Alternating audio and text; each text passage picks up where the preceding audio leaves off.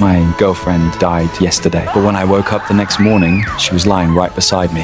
That moment, I couldn't believe my eyes until she wrapped her arms around me. That's when I realized this wasn't a dream. Maybe everything that happened yesterday was just a nightmare. I got dressed and got ready to head out, but I realized I was wearing the exact same suit again.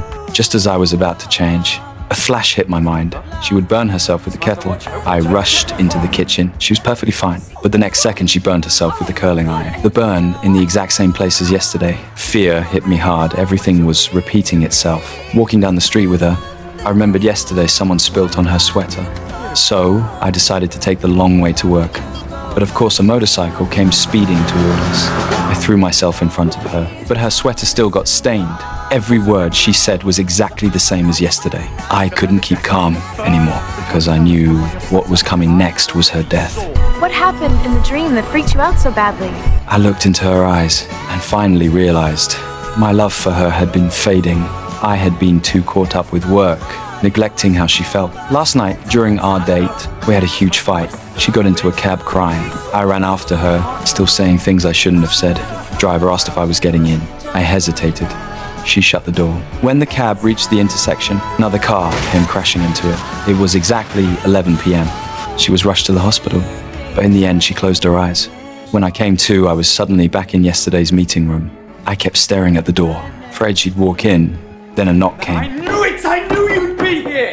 But it was just the security guard. I finally breathed out, but I couldn't take more chances. I ran, found her, took her out of London, escaped into the mountains. I thought it was finally over until my watch got scratched by the fireplace. A scratch identical to yesterday's, and that's when I realized fate wasn't done with us yet.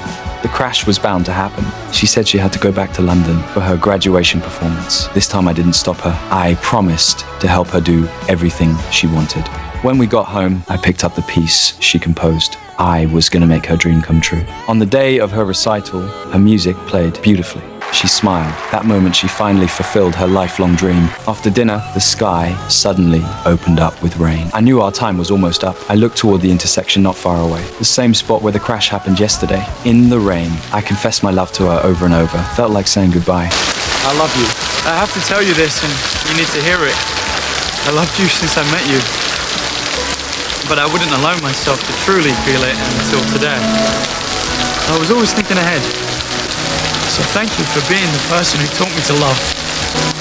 And to be loved. When I finished, she got into her cab. This time I didn't hesitate. I got in too. The car kept moving forward, the intersection getting closer and closer. I could hear my heartbeat pounding. When the clock hit 11, that same car came rushing toward us again. I pulled her into my arms. This time, the one who woke up in the hospital was her.